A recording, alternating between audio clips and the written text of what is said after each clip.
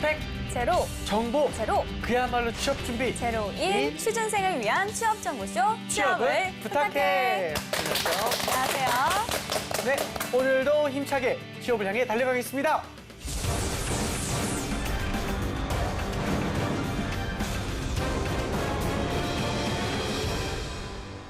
본격 취준생 토론 배틀 쇼. 취준생들이 알고 싶어하는 진짜 이야기를 들려드립니다. 취업에 관한 고정관념과 편견을 완전히 깨드리겠습니다. 취준담. 예, 안녕하세요. 네. 오늘도 취준진담 함께해 주실 강영규 대표님, 임기만 대표님 나오셨습니다. 네, 안녕하세요. 안녕하세요. 반갑습니다. 자, 그리고 고려대학교 토론 동아리 고란도랑 학생들 자리했습니다. 꽃미남 토론원 천하건 학생, 토론의 여왕 김민지 학생입니다. 어서 오세요. 안녕하세요. 반갑습니다. 안녕하세요. 네. 재현 씨, 네. 책 좋아하세요? 저는 1년에 10권 이상 읽습니다. 오, 정말요? 네, 굉장히 많이 읽습니다. 어떤 분야의 책을 많이 읽어요? 시집과 에세이를 많이 읽습니다. 네네네. 잘 읽죠? 예. 금방 읽을 수 있는 거. 짧은 거. 저 오늘 기분 나쁜 일 있었어요? 장난이에요. 네네. 언제부턴가 서점에 네. 인문학 열풍이 불더라고요. 아. 인구론, 문송하다, 뭐 문송하다. 이런 말로 그렇죠, 지금 그렇죠. 인문계는 취업이 네. 안 되지만 최근에 전체적으로 인문학은 굉장한 인기를 끌고 있는데요. 그런 건가요? 헤럴드 경제가 서울 시내 주요 대학들 도서관에 5년간의 도서 대출 목록을 조사한 결과 모든 대학에서 인문사회 분야의 도서 대출량이 늘었다고 합니다. 예를 들어서 가장 크게 늘어난 동국대의 경우에 2011년의 경우 6건이었는데 2015년에는 16건으로 무려 3배 가까이 늘었다고 합니다. 그런데 이 인문학 열풍이 취업 시장에도 불고 있다고요? 최근에는 뭐 현대, LG, 삼성뿐 아니라 CJ 같은 데서도 이 인문학적 소양을 평가하기 위해서 시험으로 도입을 하고 있고요. 사실 금융권 하면 별로 관계가 없을 것 같잖아요, 인문하고. 그런데 심지어는 금융권에서 활용을 하고 있습니다. 그 국민은행에서도 몇 년 전부터 이 인문학 서적을 줘요. 지정을 해주고 이제 학생들이 이 책에 대해서 읽고 오면 토론을 시킨다든지 또 이 주제에 대해서 본인이 읽었던 내용에 대해서 발표하게 하는 이런 그 제도를 시행을 하고 있습니다. 이렇게 인문학적 소양 평가가 중요해진 이유가 좀 뭘까요? 자, 과거에는 많이 알고 있는 사람이 엘리트였잖아요. 네. 또 한 분야에서 깊숙이 알고 있는 전문가를 원했다면 네. 이제는 이제 불확실성의 시대라서 제너럴리스트를 원하고 있습니다. 즉 융합으로 기존의 지식을 새로운 것으로 만들 수 있는 폭넓은 시야 그리고 가치를 창출할 수 있는 능력을 지닌 인재를 필요하기 때문입니다. 인문학적 소양 평가 알듯 말듯 감이 잘 안 잡히는데 이제 공채가 한 3개월 정도 남은 시점에서 맞아요. 우리 취준생들 어떻게 준비해야 할지 좀 참 고민스러울 것 같다는 생각이 좀 듭니다. 맞습니다. 그래서 인문학적 소양 평가에 대한 모든 것을 핫 키워드로 한번 준비를 해봤습니다. 자, 먼저 첫 번째 키워드 공개해 주시죠. 잘하네요. 감사합니다. 자, 인문학과 취업. 첫 번째 키워드 스티브 잡스. 야, 스티브 잡스가 인문학 근데 제가 알기로는 이게 철학 전공한 사람인 것 같기도 하고. 오, 네, 맞아요. 맞죠. 이게 네. 스티브 잡스랑 되게 유명하신 분 한 분 더가 그 페이스북 만드신 분 마크 주커버그도 네. 이과가 아니었대요. 문과였대요. 그쵸. 예, 그런데 이렇게 하시는 분을 알고 있는데 그 맞나 싶네요 지금. 지아 씨 참 똑똑해요. 네. 고마워요. 자, 예. 스티브 잡스와 인문학 무슨 상관이 좀 있을까요? 글쎄요. 스티브 잡스 하면 또 그게 기억이 나는데 그 애플 디자인을 네네. 만들 수 있었던 이유도 네. 동양의 서해, 오. 서해에 심취해가지고 맞아요. 우리 동양적인 어떤 사물을 많이 그리다 보니까 그런 아이디어가 떠올랐다고 했는데요. 예. 자, 그러면 첫 번째 키워드 준비한 우리 민지 학생. 네. 스티브 잡스 왜 나온 건가요? 네, 스티브 잡스는 전 세계적으로 이제 인문학적인 소양의 중요성을 처음으로 강조를 하면서 전 세계 기업 CEO들한테 인문학 열풍을 불러일으킨 장본인입니다. 네네. 스티브 잡스가 말하기를 플라톤, 호메로스, 카프카와 같은 인문 고전이 애플을 만든 힘이다 라고 하면서 인문학적인 소양을 강조했습니다. 그런데 또 이렇게 보면 저희 어깨에 스펙을 하나 더 얹어주신 그런 분이죠. 그렇죠.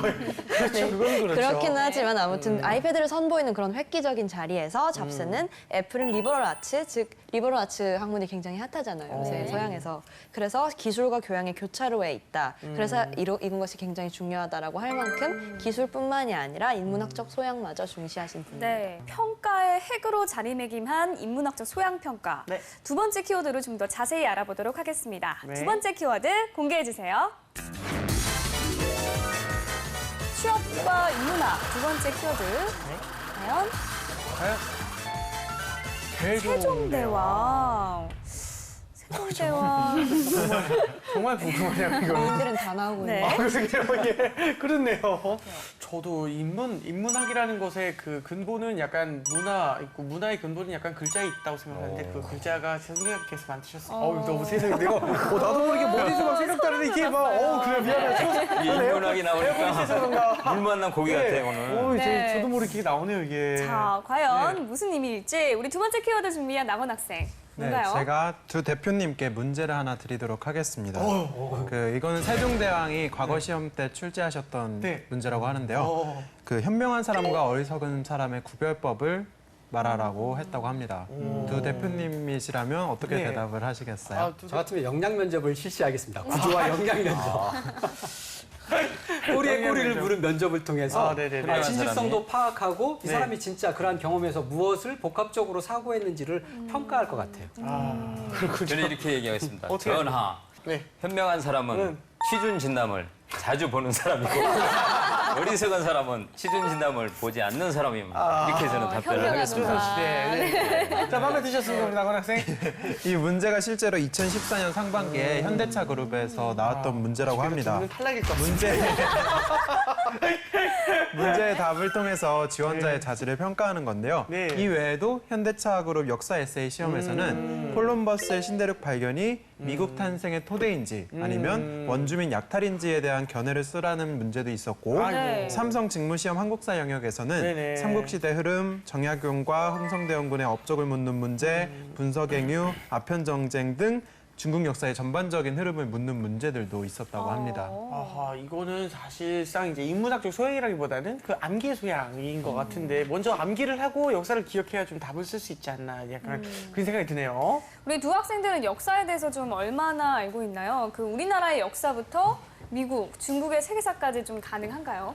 저는 우리나라 역사 공부는 많이 했는데 네. 세계사 부분은 제대로 공부를 해본 적이 없습니다. 우리나라는 확실했어요? 우리나라는 몇 년 전까지 확실히 했었습니다. 가보개혁 몇 년도? 1800 1800이요? 1800이요? 땡. 1900입니다. 네. 아, 우리나라가 확실히 했다더니 어떻게 된 걸까요? 우리 대가 지금 까먹었어요. 그래요? 네, 알겠습니다. 이 세종대왕 문제나 콜럼버스 신대륙 발견의 문제 같은 거는 어떻게 해야 좀 눈에 띌 수 있는 답변이 되는 걸까요? 그러게요. 강용구 대표님, 모범 답안 어떤 게 있을까요? 모범 답안은 없습니다. 오. 네, 다만 가치관과 역사 지식이 포인트인데요. 정답은 없기 때문에 네. 차분하게 기술하고 균형 감각을 보여주는 게 중요할 것 같아요. 콜럼버스가 신대륙을 발견했고 그리고 신대륙에 대한 구원이라는 이러한 측면이 있는가 하면 반대쪽에서 봤을 때는 원주민 측에서 봤을 때는 이건 약탈의 시작이다. 이렇게 보거든요. 따라서 이런 질문에 대해서는 정답은 없지만 균형 감각을 보여주는 게 굉장히 중요할 것 같아요. 저는 이제 토론 면접이나 글을 쓸 때 학생들한테 간단하게 빠르게 습득할 수 있는 기법으로 PREP, 프랩이라는 기법을 사용하도록 요청하고 있습니다. 즉, P, 포인트, 본인이 주장하고자 하는 요점을 먼저 서두에 짧게 두세 줄 정도로 주장을 한다. 그리고 R, 리즌이나 이그젬플, 그에 따른 주장하는 바에 대한 근거나 예가 있다면 이러한 것들을 첫째, 둘째, 셋째로 해서 짧게 한 10줄 정도에서 12줄 정도로 하고 그다음에 이러한 근거를 바탕으로 처음 머리에서 주장했던 포인트, 리인포스트 해서 다시 한번 요약해서 결론을 내리는 것 방식으로 쓴다면 좀 더 짧게 본인의 주장을 강력하게 논리적으로 전개할 수 있다고 봅니다. 그렇군요. 우리 대표님들이 꿀팁을 알려주셨습니다. 우리 취준생들 꼭 기억했다가 써먹으시길 바라겠습니다. 네. 자, 그럼 마지막 키워드도 한번 살펴볼까요? 네. 취업과 인문학 세 번째 키워드. 과연 벼락치기. 벼락치기. 이거 왠지 모르게 약간 감이 오는 것 같지 않습니까? 대표님? 요즘 어쩔 수 없잖아요. 딱 닥치면 하는 수밖에. 그렇죠, 그렇죠. 인생의 네. 벼락치기인데. 자, 인문학도 뭐 벼락치기를 하듯이 공부를 한다. 그냥 이런 외우는 내용일까요? 건가요? 예, 뭘까요? 궁금한데 강효 대표님 네. 어떤 뜻인가요? 두 분 혹시 네. 이 공부하실 때 시험 공부하실 때 벼락치기로 공부해 보신 적 있으시죠? 저는 있는 것 같습니다. 해보시죠. 저는 늘 벼락치기. 늘 벼락치기입니까? 그랬군요. 우리 민작 효과가 씨는 있었나 봐요. 그랬나요? 항상. 그렇죠, 그렇죠. 예. 네, 저는 항상 효과가 있었던 것 같아요. 효과가 있었나 봐요. 네. 학생들이 인문학적 소양도 벼락치기로 하는 거죠. 예를 들면 뭐 인문학적 서적 60권을 요약해 놓은 책을 재빠르게 읽는다든지 네, 또 와. 60권. 60 거를 이제 요약해서 요약본을 읽는 거죠. 그리고 또 답변을 외우기도 하고 그래서 한국식 그 공교육에 익숙해져 있다 보니까 네. 학생들이 벼락치기로 공부하는 경우가 굉장히 많이 있습니다. 근데 이렇게 되면 인문학적 소양을 보려고 한 건데 암기를 잘한 친구만 살아남을 것 같다는 생각도 좀 들고요. 그렇죠. 아무래도 이런 환경을 개선하려면 어떻게 하는 게 좀 좋을까요? 그러게요. 말씀하신 대로 이제 이렇게 되면 벼락치기로 공부한 친구들이 뭐 시험에 붙고 이런 경우가 많이 생기는데 네. 사실 네. 이렇게 되면 시험을 잘 보는 친구를 뽑는 거잖아요. 그죠? 우리가 능력이 있는 친구를 뽑는 네. 게 아니라. 그래서 저는 이런 부분을 개선하기 위해서는 회사의 채용 제도도 사실 많이 고민해 봐야 된다고 생각해요. 예, 과거처럼 시험을 통해서 뽑는 게 아니라 네. 뭐 예를 들면 인턴처럼 우리가 이제 인턴 제도를 많이 그 기업들이 도입을 하기 시작했는데 인턴처럼 오랫동안 지켜보면서 그 과정에서 프로젝트를 하게 하고 네. 프로젝트를 하는 과정에서 이 친구들이 뭐 인문학적 소양이나 통찰력이나 새로운 아이디어를 보여주면 그 친구들이 바로 이제 인문학적 소양이 있다고 판단할 수 있는 거잖아요. 그래서 실제 해보고 그 부분에서 능력이 뛰어나면 채용을 하는 거죠. 이게 앞으로 우리가 바뀌어야 될 채용 제도 개선이 아닌가 그런 생각이 들어요. 이제 과거의 인성 면접으로는 지원자가 숨기고 있는 속내, 자질 이런 것들을 파악할 수가 없어요. 직접 일을 시켜보고 일을 하면서 이 지원자가 과연 그러한 역량을 갖추고 있는지 관찰하는 기법으로 이제 채용 제도가 변화되고 있거든요. 네. 자, 그래서 이러한 면접 기법들이 이제 다 다변화될 수 있고 또한 기업도 심층적으로 지원자들을 보고자 하니까 지원자들 또한 이러한 인문학적 소양이라든지 역량을 갖추기 위해서 노력을 해야 된다고 봅니다. 알겠습니다. 자, 지금까지 인문학적 소양 평가에 대한 핫 키워드 알아봤는데요. 이제 본격적으로 토론 배틀 시작해 보도록 하겠습니다. 오로지 취준생의 취준생에 의한 취준생을 위한 취준 진담 오늘의 주제 공개합니다.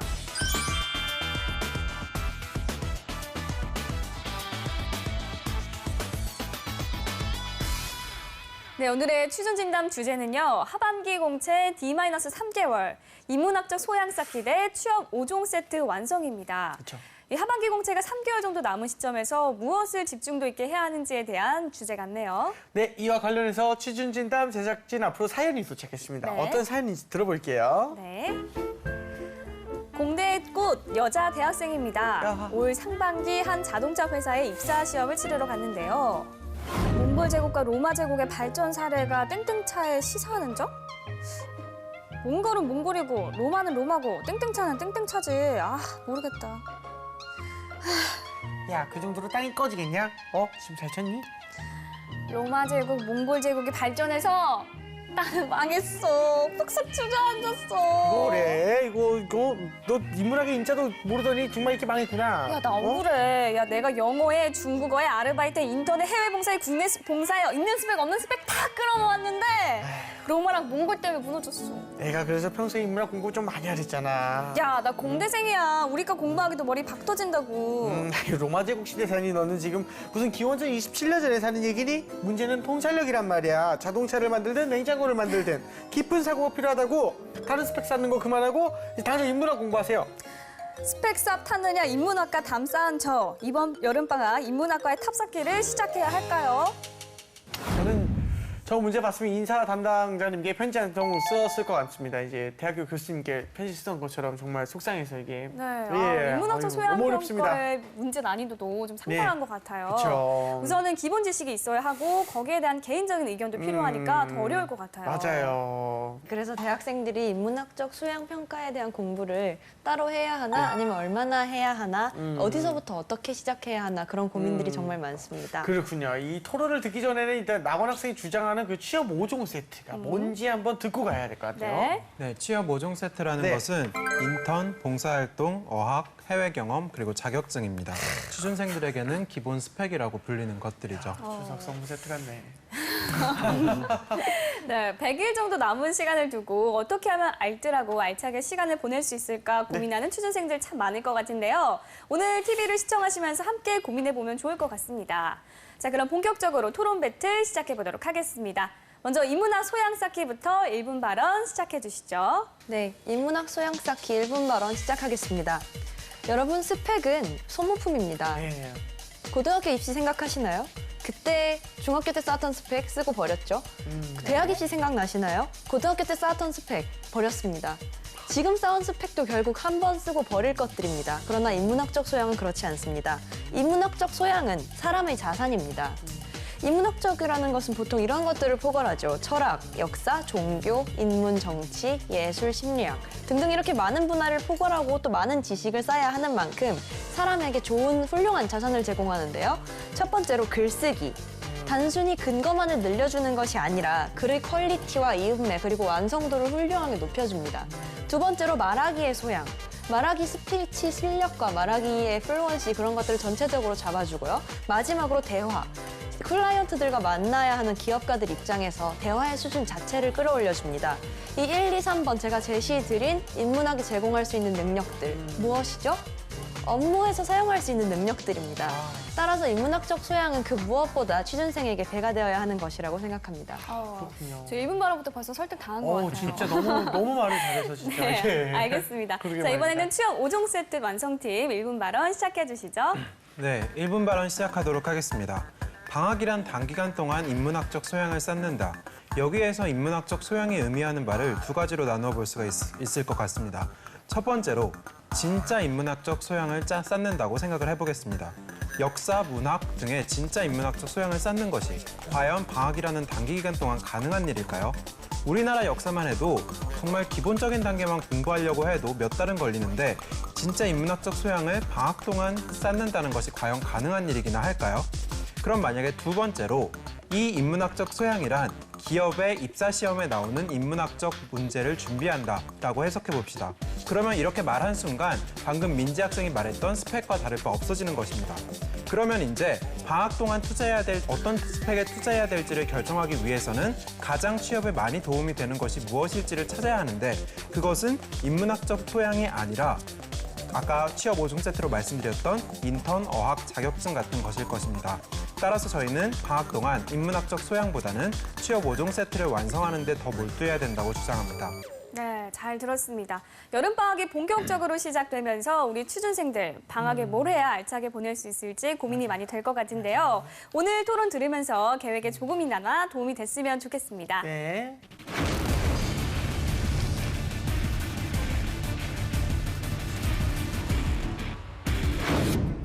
네, 먼저 민지 학생부터 발표 시작해 주시죠. 네, 발표 시작하겠습니다.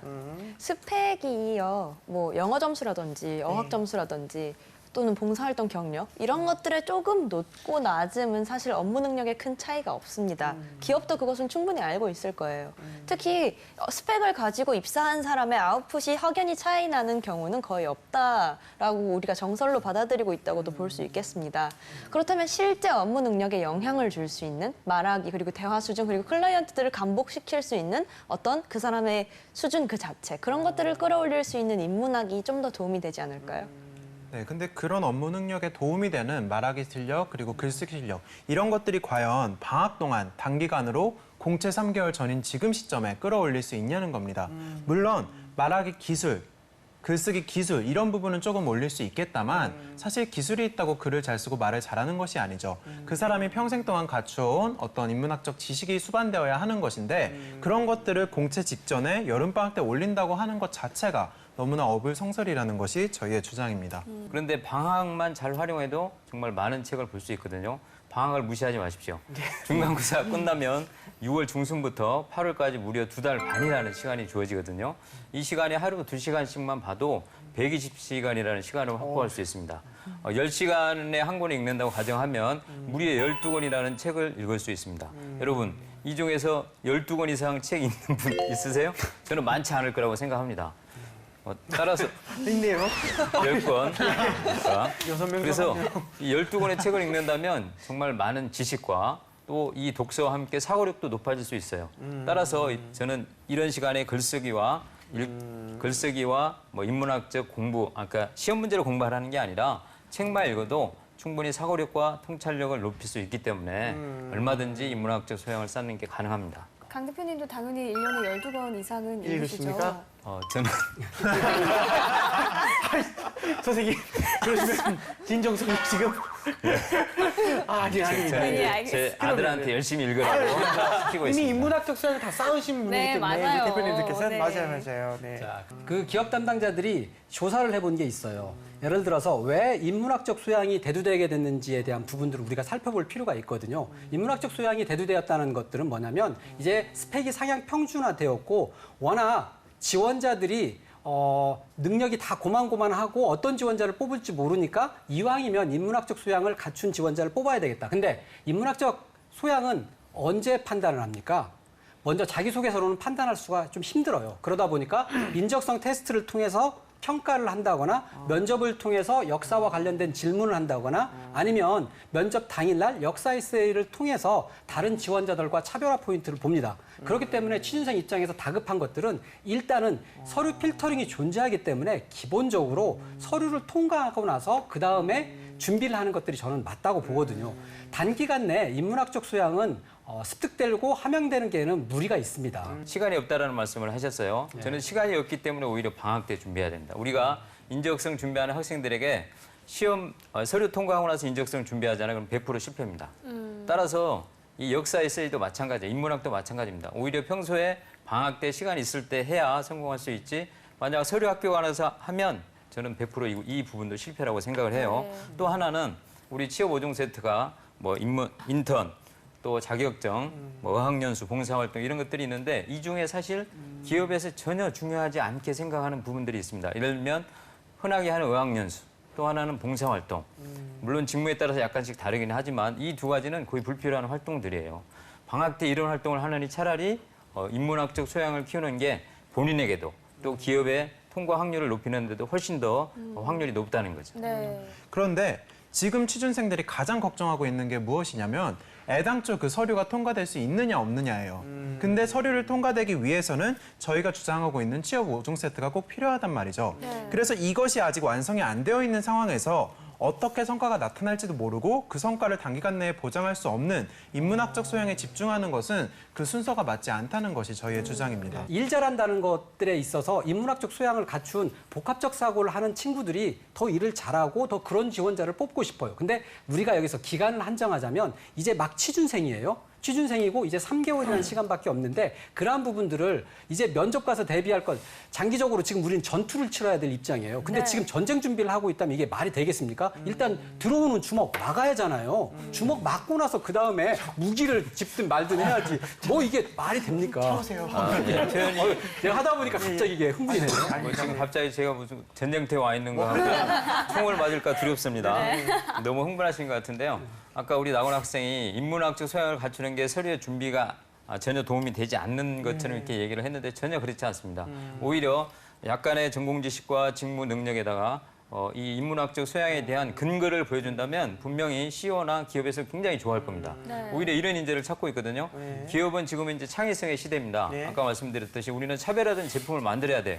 그러기 위해서는 차별화된 사고를 해야 됩니다. 이 차별화된 사고의 근원이 바로 인문학이라는 얘기죠. 따라서 인문학에 대한 근거를 보여줄 수만 있다면 서류 통과에도 분명히 큰 도움이 될 것이다. 그분한테 질문 드리고 싶은 게 있는데 그렇다면 방학 동안 할 수 있는 해야 하는 인문학적 소양 쌓기란 무엇이죠? 독서인가요?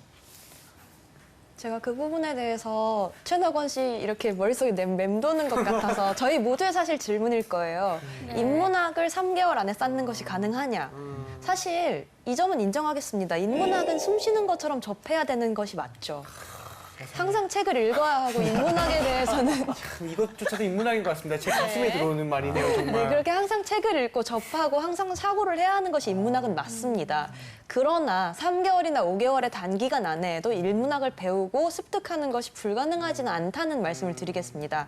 제가 근거를 하나 드릴게요. 서원이라고 들어보셨나요? 사원이요? 서원이요. 서원이요? 서원. 네, 아니, 흥선대원군이 다 철폐했던 그 서원입니다. 그래요. 네, 조선시대 다 없어진 줄 아셨죠? 네. 아닙니다. 한국에 아직도 있고요. 그 서원이라는 건 어떤 거냐면요. 대학생들을 몇 개월 동안 모아놓고 네. 이렇게 기숙사 생활을 시키고 숙식을 주면서 다 같이 인문학 공부를 합니다. 그런 공동체예요. 그 공동체 생활이 끝나면 일정 기간 동안 해외 인턴십을 제공합니다. 대표적으로 제 친구가 등록을 했던 서원 프로그램은 건명원이라는 서원 프로그램이었고요.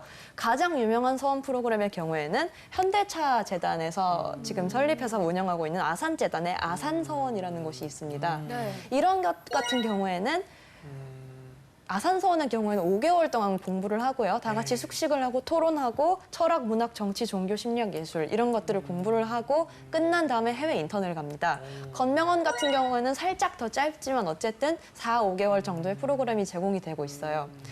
물론 이런 것들을 방학 중에 끝낼 수는 없습니다. 제 친구의 경우에도 학기 중에 갔고요. 하지만 어쨌든 단기간 동안 열심히 하고 그리고 열심히 사고하고 이야기를 한다면 충분히 인문학적인 소양을 배울 수 있다는 것을 알려주고 있지 않나 합니다. 근데 지금 취업이 당장 공채가 3개월 남은 취준생들 입장에서 그게 과연 매력적인 선택지냐는 것이 저희의 질문입니다. 저도 방금 민지 학생의 사례를 들으면서 무슨 생각이 들었냐면 아 해외 인턴십이 탐난다. 저게 좀 그렇게 저게 좀 나한테 뭔가 이득이 될 만한 거겠다라는 생각이 들었지. 내가 지금 취업을 앞둔 상황에서 뭐 서원에 들어가서 열심히 인문학적 공부를 하겠다 이런 생각은 별로 나한테 메리트가 없는 선택지라는 것입니다. 취업 5종 프로그램에 이렇게 번갈아 가면서 시간을 쏟느라 비효율적으로 뭐에 집중을 해야지 하고 혼란스러워하기보다는 아까 말씀하셨듯이 공채 직전 시즌에는 어떤 직무 구조를 생각하고 그것을 나의 특성과 결합시켜서 어떻게 자기소개서 잘 녹여내서 서류를 통과할 것인가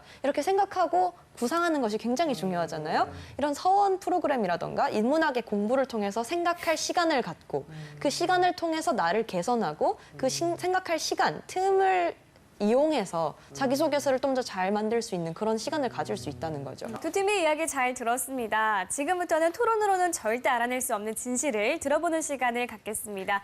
그동안 인사 담당자들이 취준생들에게 절대 알려주지 않았던 비밀을 낱낱이 파헤쳐 보겠습니다.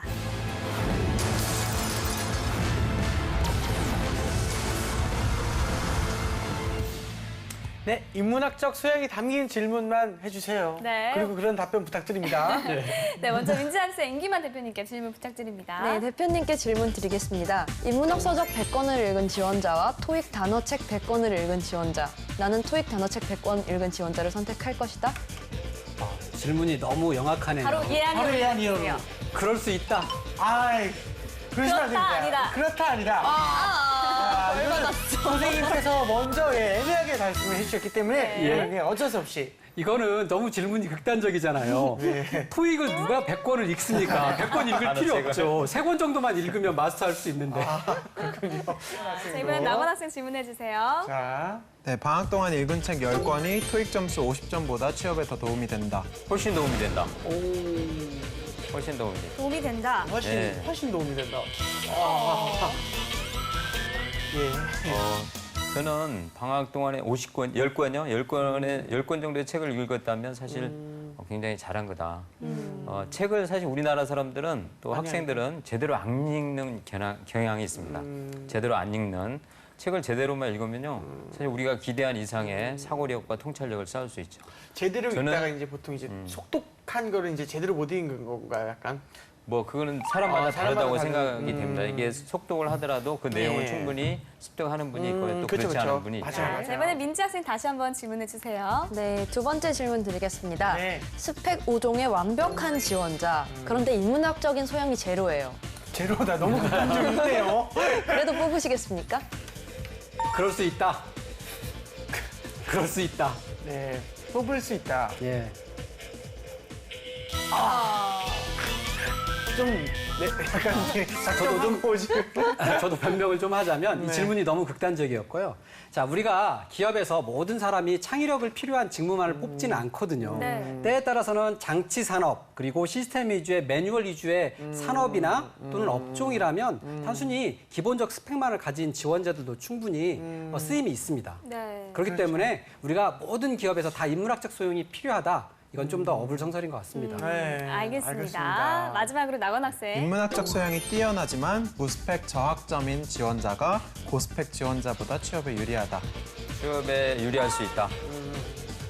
충분히 유리할 수 있다. 우리 얘기할 수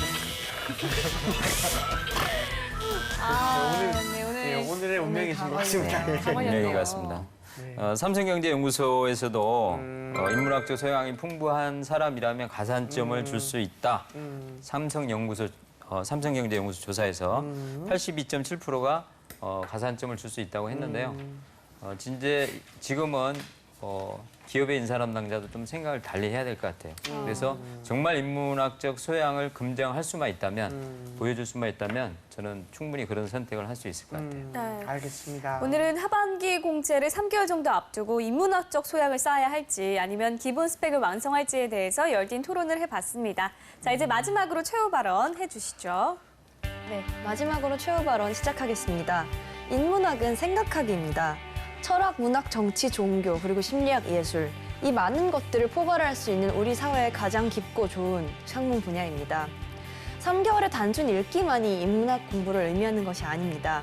적절한 프로그램을 선택해서 깊은 사고와 스스로의 사고와 폭넓은 토론의 과정을 거치면 그 장점은 그 사람 자체에게 오롯이 녹아나게 됩니다. 그렇다면 그 사람은 직무를 훌륭하게 수행할 능력, 말하기, 대화의 수준, 그리고 글쓰기 등등의 능력을 갖춘 사람, 그런 사람으로 거듭나게 되는 것입니다. 스펙은 일회성 소모품입니다. 그러나 인문학적 소양은 사람의 자산입니다. 이상 최후 발언 마치겠습니다. 알겠습니다. 네, 반대팀 최후 발언 해주시죠. 네, 인문학적 소양이 사람의 자산이 되며 그리고 정말 중요하다는 것에는 저희도 전적으로 동의합니다. 하지만 오늘 토론에는 가장 중요한 한 가지 변수가 있습니다. 공채 직전 마지막 여름방학이라는 것입니다. 이 마지막 여름방학에는 취업을 위한 전략이 필요합니다. 지금 취준생들이 걱정하고 있는 것은 직무 수행을 내가 잘할 수 있을까가 아니라 과연 그 직무 수행을 할 수 있는 기회조차 주어지지 않는 건 아닐까, 이것입니다. 내가 이 회사에 입사하기 위해서는 어떤 것들이 가장 필요로 하고, 그리고 지금 단기간에 해서 어떤 것들이 가장 큰 효과를 가져올 수 있는지, 그것을 고민하여 취업 5종 세트의 가장 중요한 부분을 자기가 완성해 나가는 것이 마지막 여름방학에 꼭 해야 되는 부분이라고 생각합니다. 자, 오늘은 취업 시장까지 불어온 인문학 열풍과 그에 따른 취준생의 선택에 대해서 함께 고민을 해봤습니다. 확실한 건 취업 시장에서 이 인문학 열풍이 쉽게 사그러들지 않을 것 같다는 건데요. 어떻게 대응해야 할지는 한번 잘 고민을 해봐야 할 것 같습니다. 네. 지금까지 취준진담 함께했습니다. 오늘 자리해주셔서 감사합니다. 감사합니다. 감사합니다.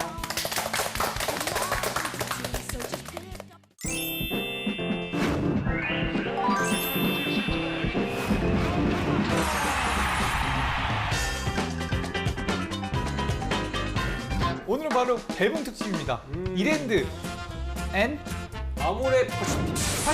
아모레 퍼시픽 하면 떠오르는 이미지. 이남 미녀만 뽑는다. 고스펙 고학력자를 티나게 좋아한다. 아모레 같은 경우에는 그런 게 있대요. 야근 수당이 거의 안 준대요. 야근 수당. 이랜드는 일랜드다. 이거 근데 사실 맞다 그러더라고요. 종교적인 압박이 심하다. 그렇지 않다라고 얘기하지만 실질적으로는 그런 것 같은 냄새가 난다. 나를 가장 잘 표현한다고 생각하는 단어 5개. 정패기, 참이 끈기, 진취적 사고. 즐겨 찾는 인터넷 사이트 3개와 그 이유 3가지. 아모레 퍼시픽이랑 이랜드 어느 기업이 좋을까 이걸 꼽아본 게.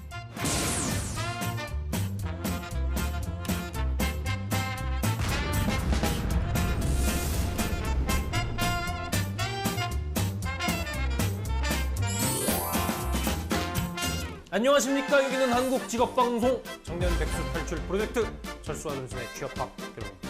안녕하십니까. 취준생 여러분들의 영원한 동반자 전업백수 철수입니다. 네, 저는 대한민국 취업계의 대통령 전수입니다. 남자들끼리 모인 자리에서 빠지지 않고 하는 말들이 있죠. 예쁜 여자 순위 매기기, 아름다운 예수님에게. 귀여운 여자 순위 매기기. 네, 저희의 취업 인생을 순위를 정해보면 어떨까요? 순위 적어놓은 남자 순정남. 네. 자, 저희의 인생을 얼마나 더 많은 주제로 순위 매길 수 있을까요? 얼마면 될까? 얼마면 되겠냐? 이것도 아닌가요? 아니, 자, 맞습니다. 아무튼 저희가 뭐, 네, 저희가 뭐 언제나 늘 그렇듯이 가장 최선을 다하는 코너. 그렇죠. 이제 이 소재가 언제 고갈될지는 모르겠지만 아무튼 그 소재가 닿는 한까지 여러분들께 저희의 순위를 소개해드리도록 하겠습니다. 네. 이번 주 주제는 가장 마음에 들고 기억에 남는 취업의 선물이라는 주제입니다. 자, 존수 씨부터 탑 3 뭔가요? 네, 베스트 3. 3위는 없습니다. 딱 2개예요? 2위 호주 유학 간 거. 유학이라보다는 연수죠. 뭐 연수. 이 얘기 몇 번 하는지 모르겠어. 저 뭐 내세울 게 이거밖에 없습니다. 아무튼 취업을 했는데 이게 선물처럼 다가왔다. 예를 들어 뭐 이런 그렇지. 거죠. 그러니까 사실 뭐 취업했다고 이렇게 선물 주고 그런 거 있나? 막 이렇게 지인들한테 뭐 취업 선물을 받은 적은 없던 것 같고, 그래서 저한테 선물을 준 건 저를 간택한 그 회사들이었죠. 그래서 그 회사가 저한테 줬던 그 호주 유학 선물, 호주 연수 선물이 아주 기억에 남습니다. 그렇죠. 사실 어떻게 보면은 아주 좋은 시간이었죠. 이 취업이라는 거는 우리가 그 회사에게 주는 선물이야. 우리가 선물인 거죠. 그 회사에 가는. 그렇지. 우리 같은 귀한 존재들이 그 험한 곳에서, 그렇죠? 그렇지. 그것을 밝혀주고 인재가 되는 거니까.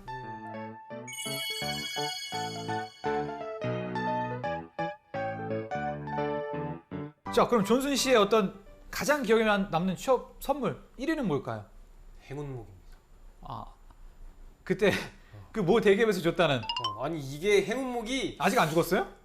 아니 행운목이 어떻게 죽어? 행운목이 한 천년만 년 사는데 안 죽어?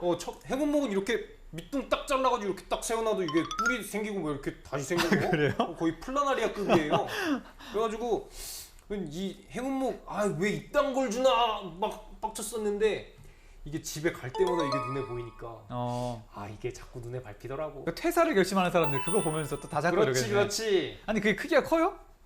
행운목 안 키워보셨구나? 없어요. 왜? 행운목 그 계속 키우면은 천장 뚫고 이렇게 올라가요. 아 진짜로요? 그래가지고 보통 큰 집이 아니면 키울 수가 없답니다. 아 진짜로요? 지금 얼마만 해 지금? 지금은 이렇게 천장 저희 아파트가 튼튼해가지고 천장 꺾여가지고 이렇게 거의 진짜로? 지금 베란다가 아마존 같이 돼 있어요. 말도 안 되는 소리 하고 있어. 진짜 y de curar las enfermedades. Conocen la farmacopea de la selva y saben elaborar medicinas y potentes venenos. 제 얘기를 한번 해볼까요? 네, 철수 씨에다. 저는- 철수 씨가 가장 마음에 들고 기억에 남았던 선물은 무엇입니까? 저는 딱 하나입니다. 돈. 아버지가 한 4천만 원 주셨나 보네. 아버지 말고 저는 어머니? 이제 아니요. 그 어머니 친구들이나 친척들이 취업 고생했다고 저한테 돈을 주셨어요. 그러니까 이게 사실 받으면서도 좀 멋쩍긴 하더라고요. 왜냐면 이제 나도 돈을 버는 사람인데 그러니까 그분들 의미는 그동안 고생 많았다. 그래. 뭐 입사할 때까지 뭐 이걸로 좀 뭐 요기해라 이런 식으로 주셨는데 그래. 뭐 그게 금액이 크진 않았지만 그래도 이 돈이라는 게 어떤 하나의 어떤 의사 표현이 될 수 있구나. 뭐 이런 식의 또 생각도 하게 되고. 근데 진짜 막 철수 씨가 말한 것처럼 막 엄마 친구들까지 이렇게 막 축하해주고 그럴 일이면 진짜 그만큼 취업이 힘들다는 거예요, 진짜. 완전 동네 잔치 열어야 되는 거 막 또 부드럽게 동네 잔치는 또 아니고. 안동 같은 데서 이렇게 한 명 다시 붙으면 이렇게 플래카드 걸고 막 이렇게 동네 잔치 막 소 잡아가지고 막 이렇게 하고.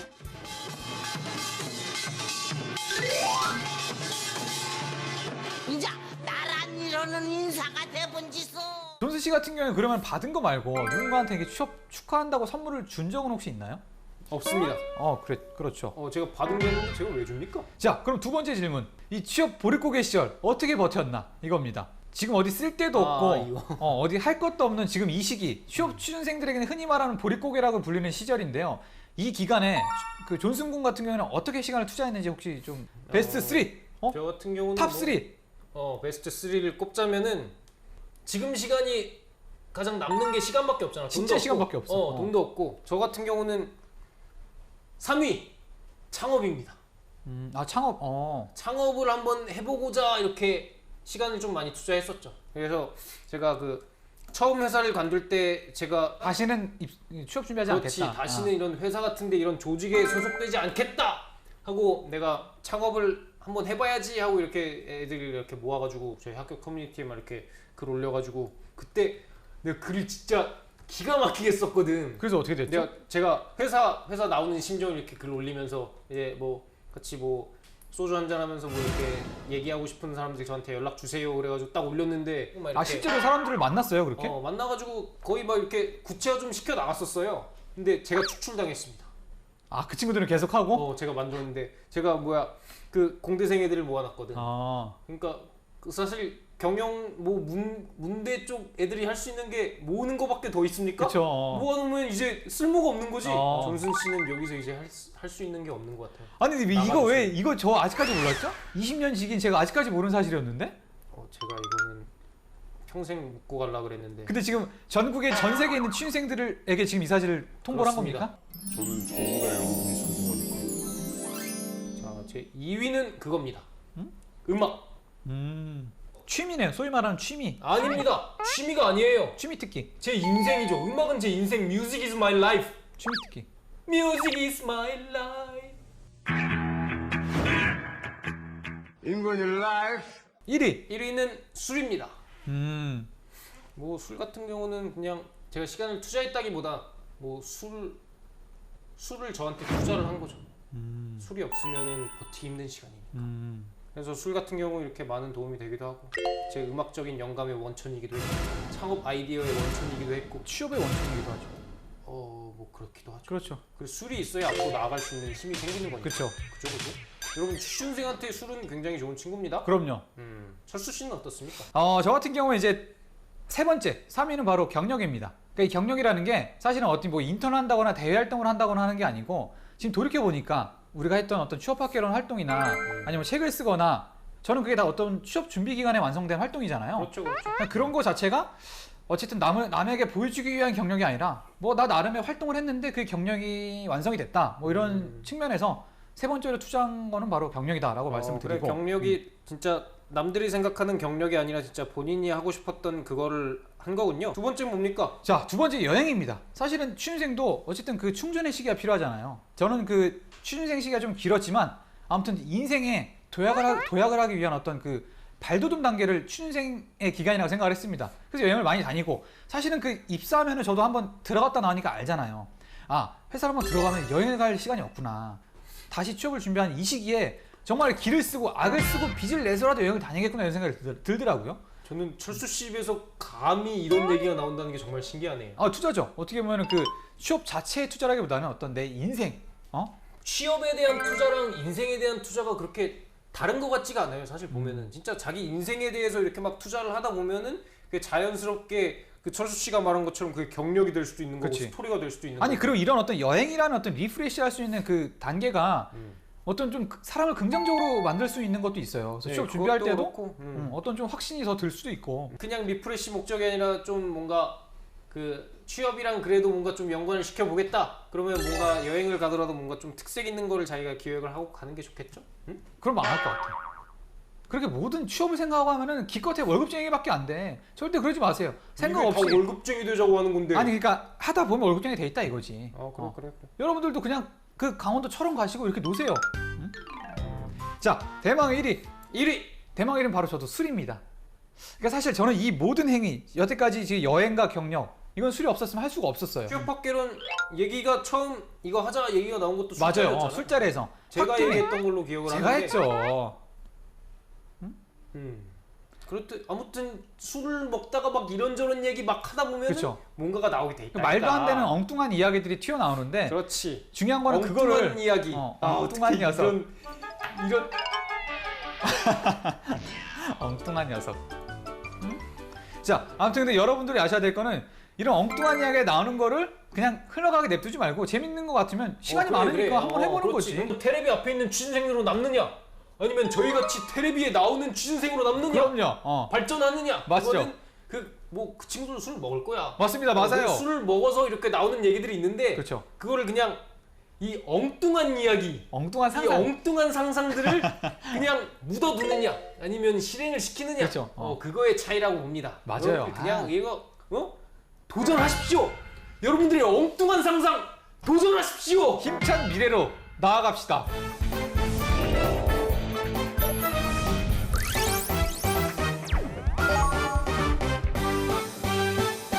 동시 합격한 두 회사를 놓고 고민 중이시라고요. 같은 날 면접인데 어딜 가야 할지 고민 중이시오. 그 고민을 말끔히 해결해드립니다. 철수와 존슨. 당신의 선택은. 왜 철수가 합니까?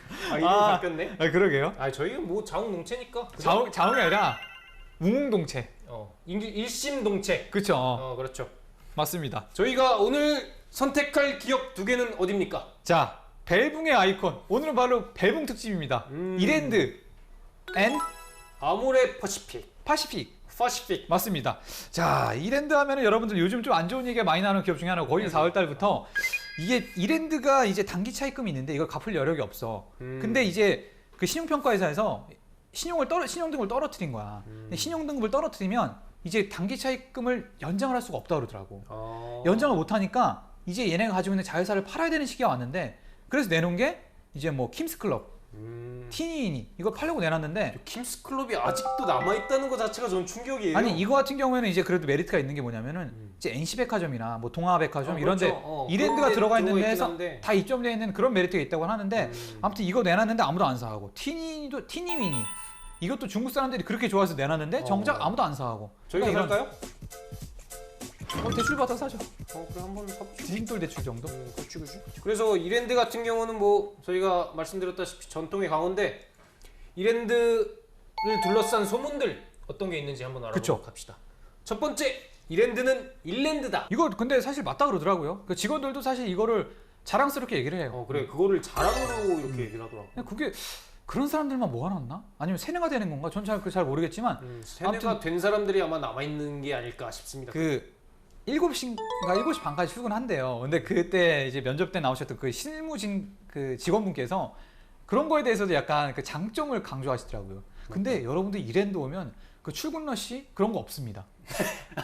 편하게 앉아서 올 수 있어요. 그래. 저는 사실 뭐 친구들이 막 아침 뭐 이렇게 강남 지하철 막 막히고 그런다는데 전 진짜 그런 적 한 번도 없거든요. 그러니까 이게 되게 좋아요. 막 이렇게 얘기를 하는데 들으면서도 진짜 진짜 지나치게 낙천적인 사람이네. 그렇죠. 뭐 긍정적인 면을 본다는 거는 뭐 장점인 거죠. 그렇죠. 뭐 진짜 뭐 편하게 올 거면 새벽 6시에 일어나지? 5시에 일어나가지고 첫 타고 오면 아유 될거 집에는 아닙니까? 왜 갑니까? 그리고 두 번째, 종교적인 압박이 심하다.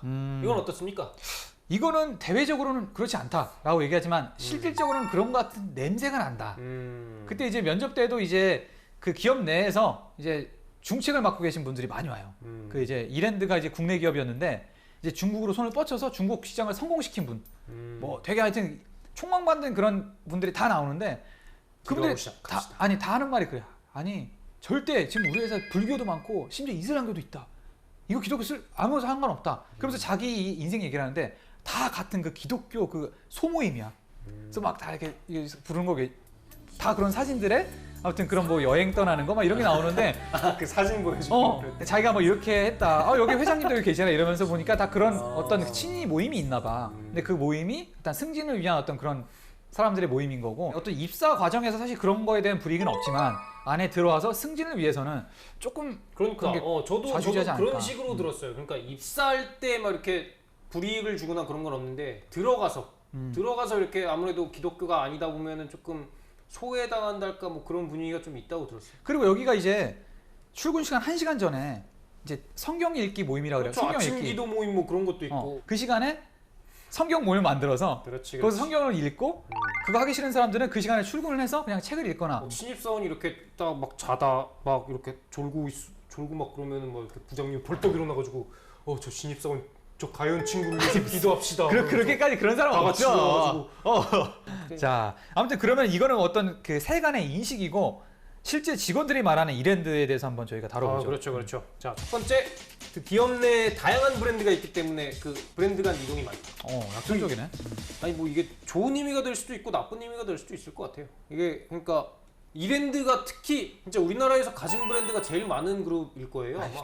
전 세계로 따졌을 때도 사실 그런 그룹 없을 것 같아요. 그러니까 이게 진짜 가진 브랜드가 어마어마한데 진짜 여러분들이 모르는 브랜드도 엄청 많은데 이게 그러니까 막 일하다가 좀만 수틀리면 막 백의종군하듯이 그냥 막 이상한 데다 보내는 거야. 막 무슨 이랜드 청국장 막 이런 데다가 뭐 이렇게 옷 만들러 이렇게 있었다고 청국장 만들고 건설사도 있으니까 건설사 보내고. 그래 건설사도 있고 막 진짜 다 있잖아. 뭐 그런 거 있잖아. 노는 거 우방랜드인가? 거기 이렇게 놀이공원도 있고. 진짜 연수 가면은 그 한 2시간을 빼놉니다. 2시간 동안 이랜드가 가진 브랜드에 가서 설명을 해요.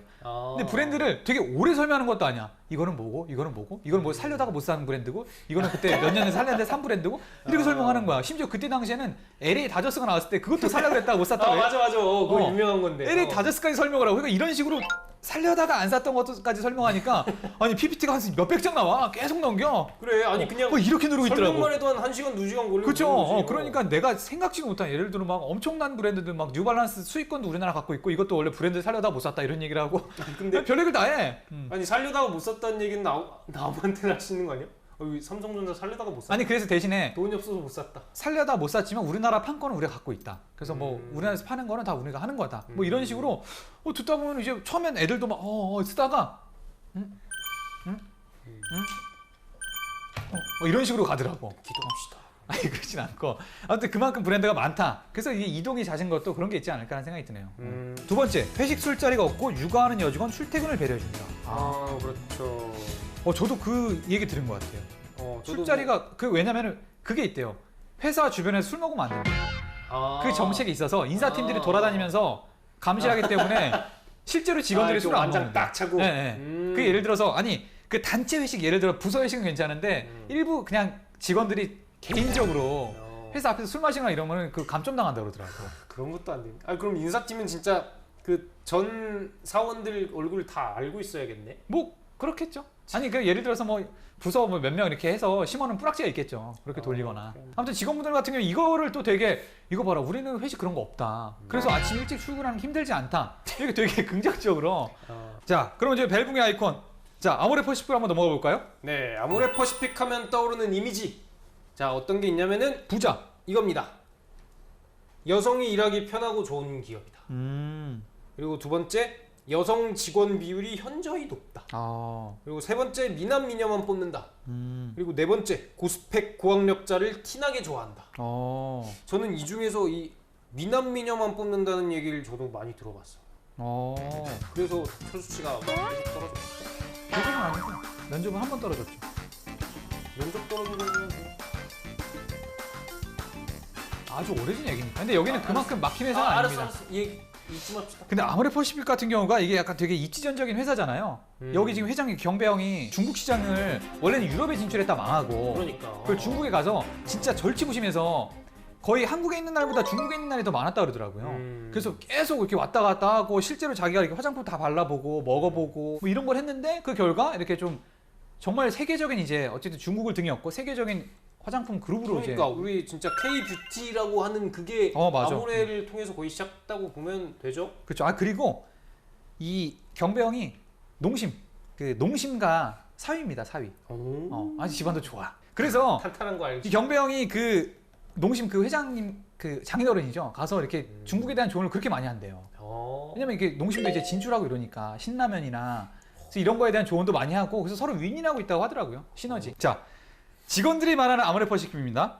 화장품 업계 1위 자부심을 느낄 수 있고 저성장 시대에도 끊임없이 성장하고 있음. 진짜 성장하고 있는 몇 안 되는 회사인 것 같아요. 그렇죠. 기업 문화와 복지가 좋고 업무 강도도 비교적 낮은 편. 사실 저도 이런 얘기를 많이 들은 것 같아요. 근데 물론 부서마다 다르겠지만 좀 이렇게 일찍 퇴근하는 데도 많고 여기가 사실 무슨 스마트 워킹 예를 들어 이런 제도가 있어갖고 근무 시간제를 좀 탄력적으로 운영할 수가 있다고 그러더라고요. 어떻게 보면 이런 좀 유연하게 운영하는 것도 직원들을 위한 정책이 아닐까라는 생각이 드네요. 그렇죠. 자, 그러면 저희가 실제로 저희가 알고 있는 아모레와 이랜드에 대해서 한번 얘기를 한번 해보죠. 네. 그 이랜드 지금까지 나왔던 소문들 뭐 다 그냥 인정하시죠, 사실은? 이랜드 같은 경우는 거의 다 거쳐가는 회사였습니다.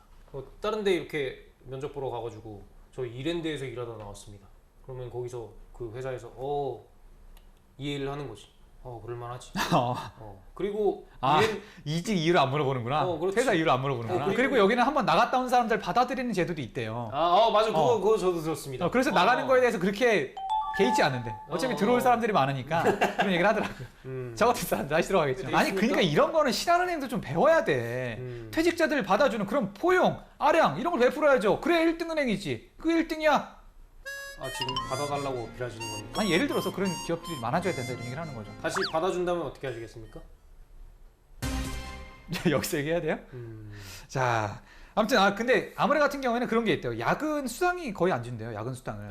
근데 그래서 야근을 안 한다는 소리. 맞아요. 실제로 지금 저도 다니는 친구가 그랬는데 야근을 안 해서 야근 수당이 없다 이런 식으로 얘기를 하더라고요. 그 이랜드와 아모레퍼시픽 연봉이랑 복지 수준을 알아보도록 하겠습니다. 좋죠.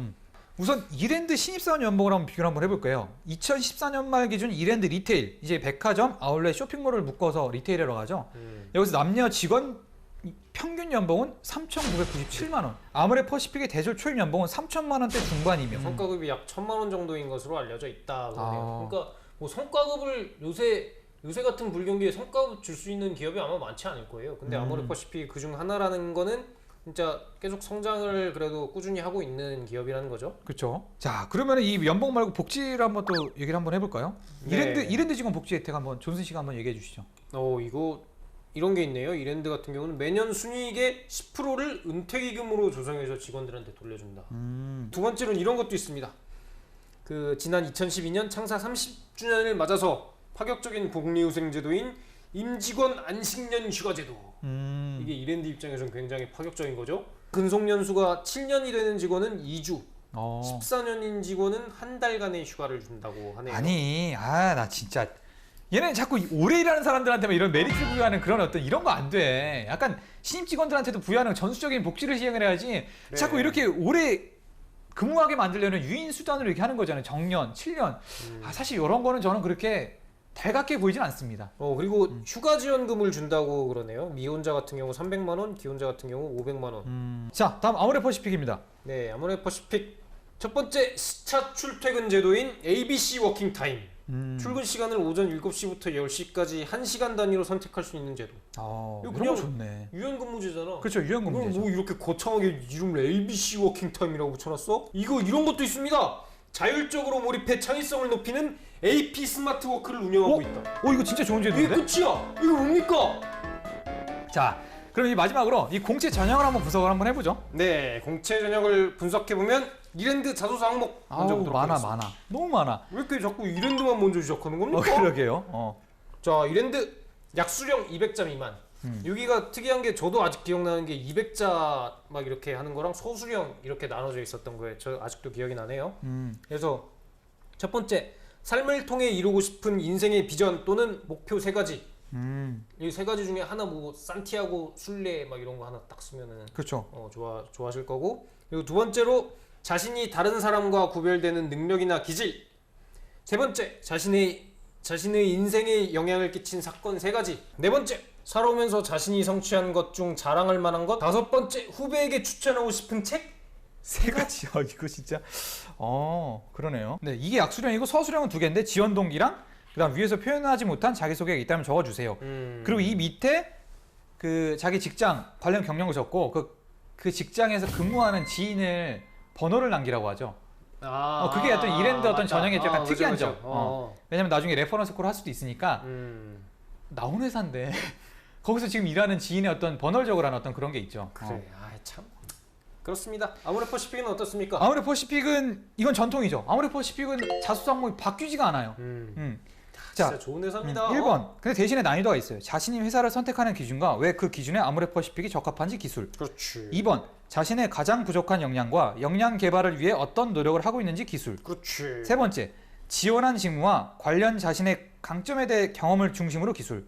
네 번째. 세상을 변화시키는 아름다움이 왜 필요한지 정의하고 이를 어떻게 실현할 수 있을지 기술. 다섯 번째. 회사 입사 후 자신이 이루고자 하는 비전은 무엇인지 기술. 이 특화된 항목이 아름다움에 대해서. 맞아요. 이게 중요해. 이게 진짜 중요해. 그러니까 다른 거는 별로 평범한 질문인데 이게 특별하다는 거는 아마 그쪽에서 굉장히 신경을 쓰는 항목이 이거라는 거겠죠? 이것만 보지. 그래서 이거 같은 경우 여러분이 좀 생각하셔야 될 것 같습니다. 그렇죠. 여러분이 생각하는 아름다움이 무엇인가? 실수 씨 같은 경우는 아름다움이 보이질 않아요. 전 예전에 막 노력 이런 데 썼다고 쓴 거 같은데 아무튼 뭐. 아니 옛날에 아주 옛날에. 자, 그다음에 인적성을 한번 볼까요? 인적성 이랜드 같은 경우가 이랜드 인적성이 거기서 봅니다. 일산 킨텍스. 맞아. 그때 진짜 그냥 쫙 오잖아. 그래, 일산까지 부른다고 그거 엄청 욕먹고 막 그랬었는데. 사실 인적성 검사는 그렇게 특이한 게 없어요. 하지만 이게 면접 전형에 들어가면은 굉장히 특이한 게 있는데 우선 면접 40분 전에 오라고 해서 면접에 적용되는 설문조사를 작성을 해야 돼요. 맞아. 저도 이거 했던 기억이 나네요. 맞아요. 저도 이거 했던 기억이 새록새록 나네요. 아니 작가님 기가 막히네. 이런 거 어디서? 야, 진짜 노력 많이 했어 이번에. 이름, 학교, 흡연 및 금주 여부, 종교, 장단점, 취미 특기, 그리고 나를 가장 잘 표현한다고 생각하는 단어 5개, 그리고 기대 연봉, 타회사 직원과 경력. 그 외에는 이 자막으로 지금 자료 화면으로 나가는 거 보이시죠? 이렇게 물어보는데 자, 나를 가장 잘 표현한다고 생각하는 단어 5개. 이거를 위주로 해서 면접 질문을 내겠다는 거 아니야. 그쵸. 이거를 또 엄청 특이한 거를 쓰면은 진짜 이상한 질문이 날려. 그리고 특이한 게 그분들한테 식상한 걸 수도 있으니까 괜히 튀려고 하지 말고. 저 같은 경우도 이거 되게 평이하게 썼던 것 같아요. 그러니까 그 핵심 가치에서 하나 뽑고 인재상에서 하나 뽑고 그다음 내 경험에서 하나 뽑고 그러니까 저 같은 경우는 내 직무에서 하나 뽑고 이런 식으로 5개 금방 채워. 자소서 그 1분 자기소개하는 거 있잖아. 거기서 이렇게 키워드 있잖아. 열정 빼기, 창의 끈기, 진취적 사고 이 중에 하나 뽑으면 이 중에 하나 뽑으면 됩니다. 그렇지. 그러니까 자기 이렇게 자기소개서 하는 거 거기서 이렇게 5개 이렇게 뽑아가지고 하는 그렇죠. 거지. 2차 면접이 이제 합숙 면접인데 이제 강원도 호텔에 가서 보는데 중요한 거는 이제 그 페르미 분석. 페르미의 정리해서 그 이제 서류로 뭐 하루에 뉴발란스가 몇 개 팔렸냐 뭐 이런 거. 특히 이랜드가 그거 되게 좋아합니다. 그러니까 엄청 좋아해. 아 그거 막 합숙 면접 피곤하잖아. 잠도 못 자고 막 일찍 일어나서 하고 하는데 이제 그 강원도까지 가는 버스 이제 그 면접관 옆에 버스 맨 앞자리 면접관이잖아. 한 자리 비워놓고 한 사람씩 와서 면접에 대한 얘기를 하는 거야. 그리고 막 그런 거 물어봐. 너희 팀에서 누가 제일 잘했니? 이런 거를 이렇게 막 이렇게 딱 기대서 앞에만 보고 얘기하는 거야. 제 생각에는요. 진짜. 그러니까 이런 거를 근데 이게 후기 보면 다 나와 있어요. 그러니까 누구나 하는 거고 의뢰하는 건데 막상 겪어보니까 좀 힘든 부분이 있더라고. 사실은 좀. 이런 거는 진짜 한번 준비해 가야 될 것 같아요. 이랜드 브랜드 중 가장 좋아하는 것과 이유는 이런 거는 여러분들 한번 체크해 보시고 체크해 보셔야 될 것 같고. 아모레 같은 경우에는 어떤 게 있습니까? 이 채널 부스터라는 제도로 80여 명을 뽑는다 그러더라고요. 이게 특이할 만한 면접 제도인데 1차 면접으로 선발된 지원자를 대상으로 2개월간 이제 브랜드 채널별 인턴 과정을 거쳐서 최종 합격자를 가리는 채용 방식이라고 하네요. 근데 이게 채널 부스터 인턴에서 정규직 전환비율 90% 정도 되고 매년 한 80명 정도를 뽑는다고 하니까 이게 적은 경우는 아니고 약간 특화된 인재를 뽑는 그런 전형이 있다고 하네요. 보니까 아모레 퍼시픽이 되게 이름 붙이는 걸 좋아하는 것 같네요. 그러게요. 그러니까 ABC 스마트 워킹부터 해서 AP 스마트 워크고 ABC 워킹 타임. 그렇지. 근데 제가 돌이켜보면 아모레 퍼시픽도 면접을 봤는데 이제 그때 당시에는 이제 한 3, 4년 전이니까 1차 면접 때 굉장히 많은 사람이 들어갔거든요. 한 8명 정도가 들어가서 1분 자기소개 한 번씩 돌아갈 때마다 거의 막 진짜 졸아야 돼. 한번 졸고. 똑같은 질문을 이렇게 장점이 뭐죠? 한 명씩 얘기해 주세요. 약간 이런 식으로 하는 거 있잖아요. 엄청 구시대적. 요즘에는 1차 면접에서도 되게 어떤 소수 인원만 뭐 지원자 2명, 면접관 2명 거의 뭐 1대1이나 지원자가 조금 많은 수준으로 진행된다고 예전 하더라고요. 같진 않다. 네네.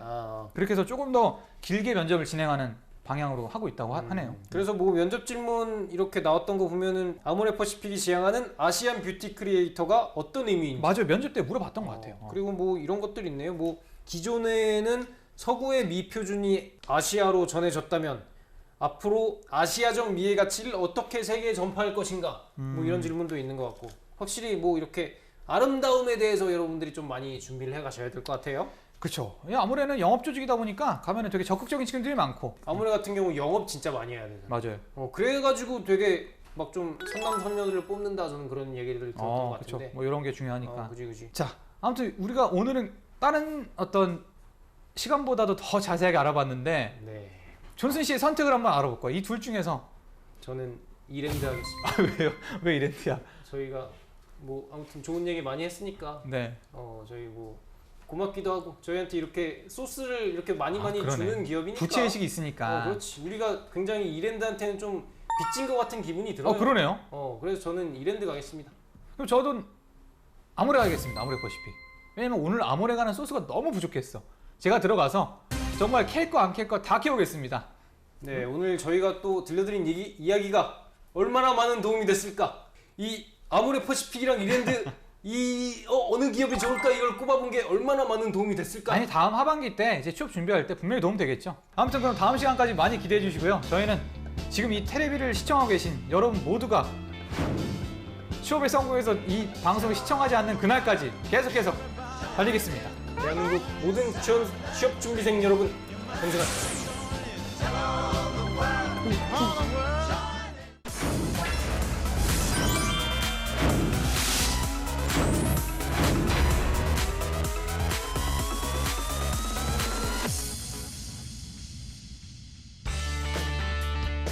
아직도 자소서 아닌 자소설 쓰고 계십니까? 자기 PR 하려다 오히려 셀프 디스 하시지 않습니까? 당신의 자기소개서를 업그레이드 시켜드립니다. Do it yourself DIY 자기소개서. 안녕하세요. 안녕하세요.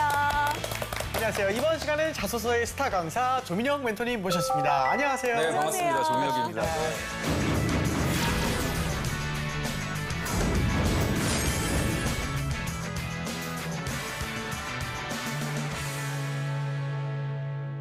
우리 지난주부터 직무별 자기소개서 작성 노하우를 알아봤는데요. 영업과 마케팅이었죠. 그렇죠. 이번에는 어떤 직무인가요? 인문계 학생들 거를 좀 다루다 보니까 또 네. 이공계 분들이 또 자기들 건 왜 안 다뤄주냐 이런 또 얘기들이 있어서 기계과라든지 이제 전작가 분들이 진입하는 연구 개발하고 생산 기술 직무 중에서 오늘은 연구 개발 직무에 대해서 다룰 예정이고요. 여러분들의 전공이 어떻게 지원하는 직무의 강점으로 어필할 수 있는지 한번 다뤄보도록 하겠습니다. 맞습니다. 오늘은 또 어떤 비법이 나올지 굉장히 기대가 됩니다. 네. 힘차게 출발해 볼까요? 가장 선호도가 높은 네네. 회사인데요. 바로 네. 현대자동차입니다. 현차. 현대자동차. 합격 비결이 무엇인지 한번 짚어보도록 하겠습니다. 네, 이 친구가 지금 쓰신 것처럼 업계에 대한 얘기 또는 회사에 대한 얘기로 출발하는 게 굉장히 효과적입니다. 현실적인 경험을 내가 가지고 있다는 어떤 문단의 통일성을 보여준 점이 굉장히 좋고요. 이런 패턴으로 쓰는 분들이 사실 요새 그렇게 많지가 않아요. 그래서 이것도 하나의 합격 그 팁으로 말씀을 드릴 수 있을 것 같아요. 조민영 멘토님, 네. 오늘 저희에게 알려주실 내용은 어떤 건가요? 네, 연구개발 직무인데요. 아마도 이공계 학생들에게 가장 선호도가 1위 정도 되지 않을까 싶습니다. 선호도 굉장히 높습니다. 예, 네. 1위 정도. 연구 개발은 그럼 어떤 분야에서 활동하는 직군인가요? 쉽게 얘기하면은 네네. 그 호수에 떠 있는 백조 같은 직무죠. 오. 네. 호수에 떠 있는 백조요. 네, 어떤 그러니까 뜻일까요? 겉으로 네. 보기에는 굉장히 화려한데 사실상 밑에서 정말 너무나 힘든 직무라고 할 수 있어요. 이게 너무 사실은 공감합니다. 그 학부생들도 네. 물론 갈 수 있지만 네. 사실상 연구개발 직무는 박사분들이 메인 타겟팅인 직무입니다. 이제 그러다 보니까 조금 업무 강도가 굉장히 세고 여기서 말씀드리는 이제 업무 강도라는 게 그 네네네. 업무 그 퇴근 시간이에요. 네네. 실제로 R&D 쪽에 근무하시는 분들은 시간이 자율제입니다. 그러니까 삼성전자 같은 경우에 이제 반연이라 그래, 반연. 네네. 네, 반도체 연구소를 네. 우리 구직자들끼리 이제 반도체 연구소를 반연, 연구개발 직무 이렇게 네네네. 얘기를 하지 않고 네네네. 그 삼성전자 반도체 연구소 같은 경우에는 4시에 퇴근하더라고요, 오후에.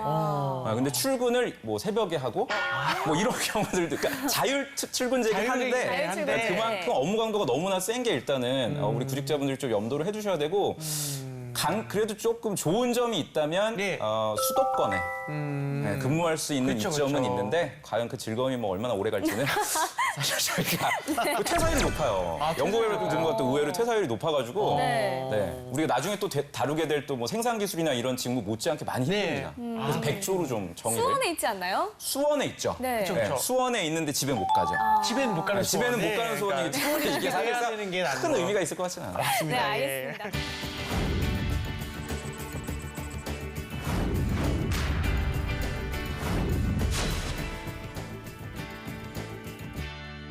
지난번에 영업 직무에 대해서 이야기해 주실 때 영업은 물건을 파는 게 아니라 사람의 마음을 훔치는 직군이다 이런 말씀을 해주셨는데 연구개발 직무도 사람들이 오해하고 있는 부분들이 있을까요? 맞아요. 오해하는 부분이 있어서 지난번처럼 제가 질문을 드려볼게요. 네. 그 연구와 개발이 다르다. OX. 다르다. 오. 다르다. X. 같다. 무조건 반대네요. 저 일부러 네. 저랑 다르게 하니까 그렇진 그랬다는 않고 거죠. 아니 연구가 없이 연구. 개발이 이루어질 수 있어요? 연구. 나 궁금해서 진짜. 리서치와 디벨롭먼트가 네네. 다르다. 좀 다르다고 생각해요. 저는 같다고 생각하는 게 연구 없는 개발은 없으니까 세상에. 그러니까 같은 거 아닙니까?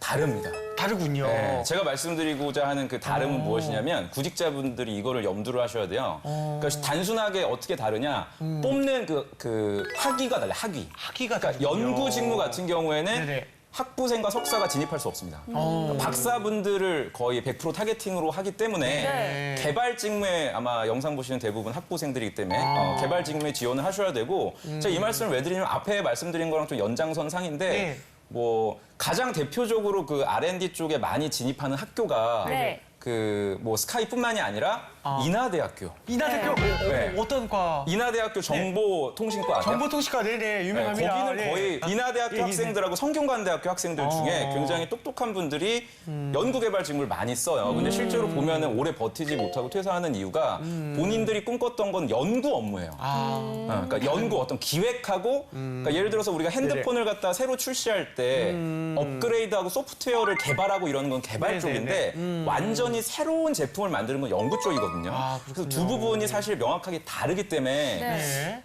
그 현업에서 제가 이런 질문을 많이 받아요. 네네네. 그러니까 내가 학부생이고 학점이 그렇게 좋지 않은데 네. 과연 연구개발 직무를 수행할 수 있냐 이런 질문을 많이 받기 때문에 네. 두 가지를 좀 구분해서 여러분들이 생각을 한다면 네. 일단 진입은 가능하다라고 말씀을 좀 그럼 드릴 수 있을 것 같아요. 혹시 그럼 연구개발 직무에 그런 필요한 스펙 이런 게 좀 있을까요? 사실 그게 가장 중요하겠죠. 네, 맞아요. 근데 이게 제가 좀 우려가 돼요. 어떤? 제가 굉장히 냉정하게 지금 한 3가지 정도 말씀을 드릴 딱 거예요. 냉정하게. 재현 씨가 이제 연구개발 직무 어떤 스펙이 필요하냐 이래서 네. 저도 조사를 했어요, 이거를. 예. 지금 근무하고 있는 대기업 친구들 스펙이랑 그리고 그분들한테 물어봐서 입사 동기들 스펙 좀 얘기를 해달라. 네. 첫 번째가 3.5. 일단 학점 3.5 이상? 여러 사람 무너집니다, 지금. 아유. 지금 여기저기서. 지금 여기저기서 네, 지금. 한식이 굉장히 흘러나오고 있습니다. 3.5. 지금 제가 물어본 이분이 삼성전자 재직자인데 네네. 본인이 아마 동기 중에 가장 최하라고? 최하고 두 번째가 사실 더 좀 미안해요, 얘기. 어떤 거죠? 어려운 수강 과목을 들어라. 어려운 수강과 예를 들면 예를 들어서 제가 적어왔어요. 회로 쪽 연구 개발을 하고 싶으신 분은 네. 전자회로 1, 전자회로 2. 어렵대요, 이게 굉장히. 그러니까 심화 전공 과목도 듣기만 해도 있거든요. 정말 듣고 예. 싶지 않은 전자회로. 더 듣기 쉽게 만들어 드릴게요. 직접 회로 설계, 디지털 직접 회로 설계. 그러니까 예. 땡땡 설계 들어간 이런 설계를. 과목들이 거의 교수님들 혼자서 칠판 보고 떠드는 이제 그런 식의 네네. 강의들을 예. 미안해요. 저도 이런 얘기 하면서. 그렇죠. 그래도 아닙니다. 솔직한 네. 방송이니까 우리가. 네네. 학점이 3.5를 넘으면 3.5도 쉬운 과목이 아니라 어려운 과목을 들었어야 된다. 아, 그렇군요. 또 하나가 더 있어요. 하나가 마지막으로는 네네, 마지막은 이렇게 시험 보고 끝나는 그런 과목들 말고 네. 팀 프로젝트 경험을 한다면 네. 이거는 단지 자소서뿐만이 아니라 면접 때도 굉장히 좋은 인상을 받을 수 있고요. 그 그럼요. 캡스톤 디자인 경진대회 이런 게 있어요. 네. 이공계 분들은 학교에서 배운 그 지식을 활용해서 산학 연계를 통해서 회사에서 수행하는 프로젝트를 받아가지고 네네. 졸업 논문으로 대체하기도 합니다. 그러니까 결론적으로 조금 어렵게 공부하고 이렇게 정면 돌파한 그런 친구들이 연구 개발 쪽에 좀 적합하지 않나라는 열심히 조언을 해야 좀 되는 드리고 거긴 싶어요. 하군요. 역시. 네. 좀 필요한 여러 가지 스펙에 대해서 언급을 해주셨는데요. 이 직무에 지원하는 취준생들이 가장 어려워하는 점이 있다면 네. 어떤 가장 게 있을까요? 어려워하는 점은 사실은 자소서 작성하는 것도 어려워하는데 그것보다 더 어려워하는 게 바로 면접 중에서도 프리젠테이션 면접이에요.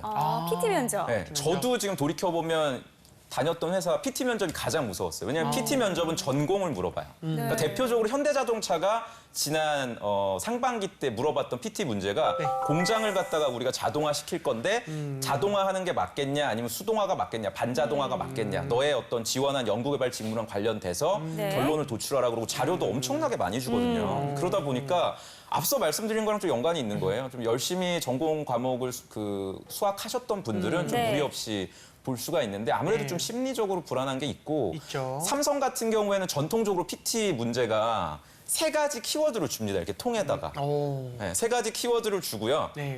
뽑으면 문제가 드르륵 나와요. 아니 무슨 예능도 아니고. 근데 그게 키워드가 상중하로 나눠져 있거든요.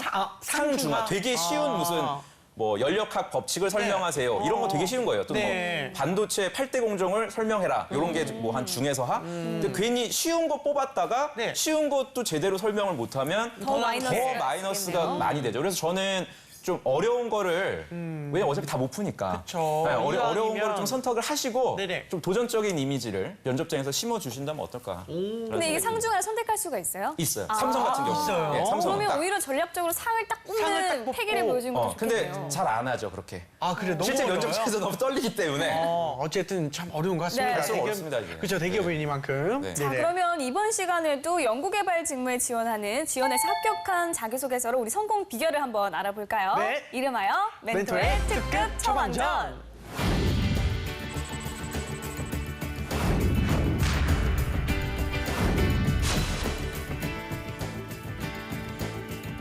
그 멘토님, 그럼 이 자기소개서는 어느 회사에 합격한 자기소개서인가요? 연구개발 분야의 가장 선호도가 높은 회사인데요. 아무래도 연구소도 수원 그 화성 쪽에 있다 보니까 바로 현대자동차입니다.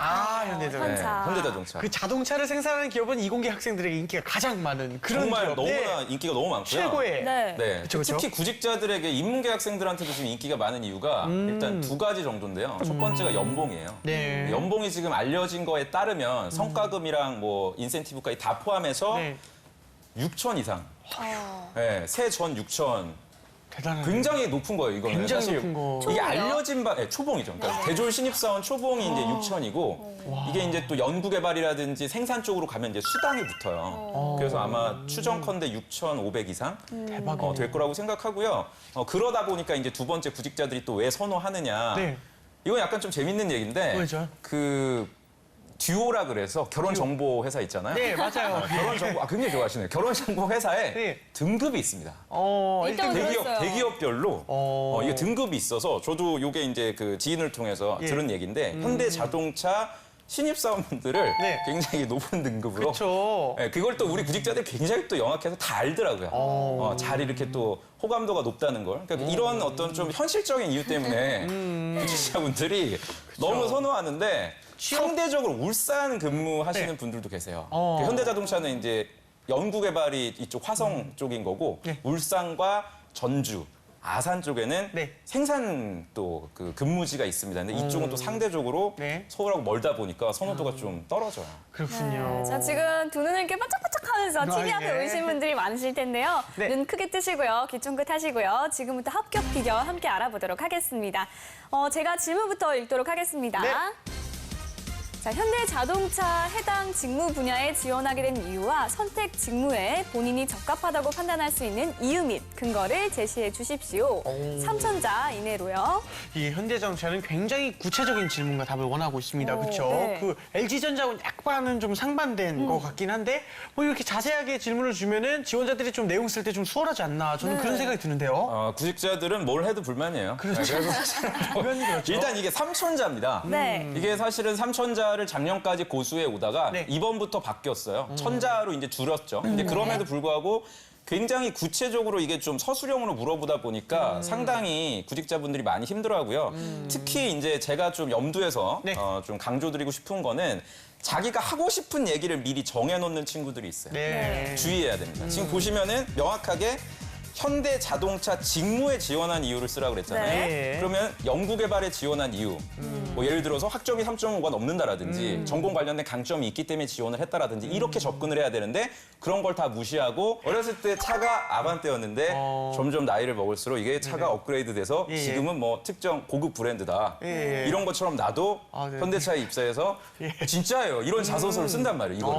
그러니까 맞아요. 이렇게 들었습니다. 좀 그 밑도 끝도 없는 기승전결이 없는 이런 네네네. 자소서는 네네. 현실적으로 거의 읽어보질 않습니다. 그러니까 지금 묻는 말에 제대로 일단 대답을 해주시는 게 좋고요. 지금 네. 보시면 총 3가지로 돼 있거든요. 지원 이유, 네. 적합하다는 판단 근거와 경험. 그래서 우리가 지난 시간에 배웠던 네.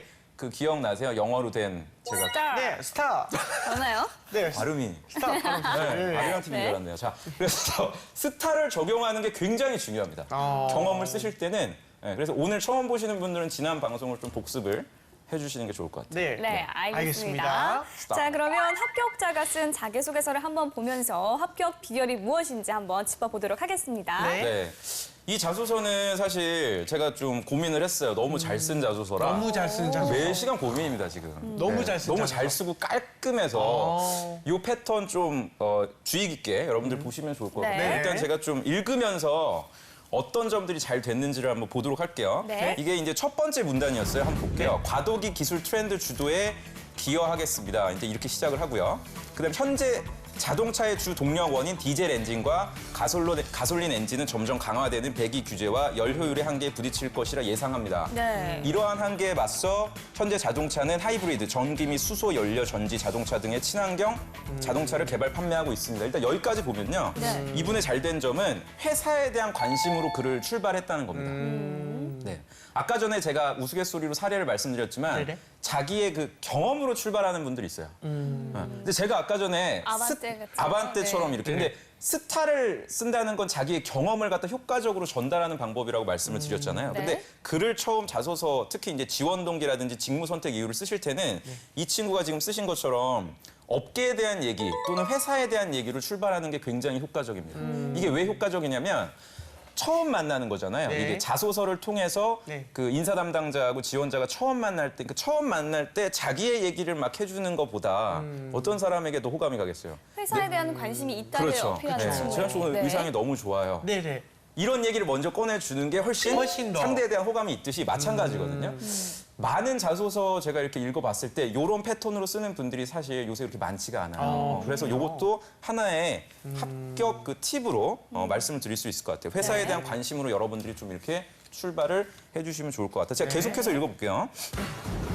자동차를 개발 판매하고 있습니다. 그러나 부족한 인프라와 배터리 문제 등으로 아직까지는 기존의 내연기관 자동차를 완벽하게 대처하지 못하고 있습니다. 이를 극복하기 위해서 셰일가스 등의 천연가스 이용 기술과 유용한 기술을 선전해서 내연기관에서 친환경 자동차를 만들어 보겠다 이건데요. 여기서 이제 또 하나 중요한 게 뭐냐면요. 회사에 대한 관심을 보이는 방법이에요. 이게 그냥 단순히 팩트만 쓰시면 안 되고 이 친구처럼 이렇게 그러나 부족한 이러이러한 상황에서 뭔가 개선할 부분이 있다. 이 부분이 중요합니다, 사실은. 많은 학생들이 자소서 쓸 때 회사에 대한 관심을 보이라 그러면 기업 조사만 그냥 열심히 해요. 회사가 뭐 이러이러한 방향으로 가고 있다. 뭐 이런 뭐 환경에서 어려워하고 있다. 이렇게만 쓰지 본인의 어떤 이런 고민까지 들어가지는 못하고 있거든요. 그래서 이 친구의 어떤 요 첫 번째 판매하고 있다는 부분하고 그 다음 문장 보시면 아마 여러분들이 이 친구가 얼마나 지금 고민을 많이 했나 이런 것들을 우리가 살펴볼 수 있을 것 같아요. 다음 장 또 계속 보면서 살펴볼게요. 그래서 이제 쭉 보면 이제 두 번째인데요. 보니까 회사에 대한 관심을 보여준 다음에 그 다음에 이제 비로소 본인의 얘기를 합니다. 읽어보죠. 저의 대학원 주 전공을 수소 엔진으로 선택한 이유는 일단 이것도 칭찬할 만해요.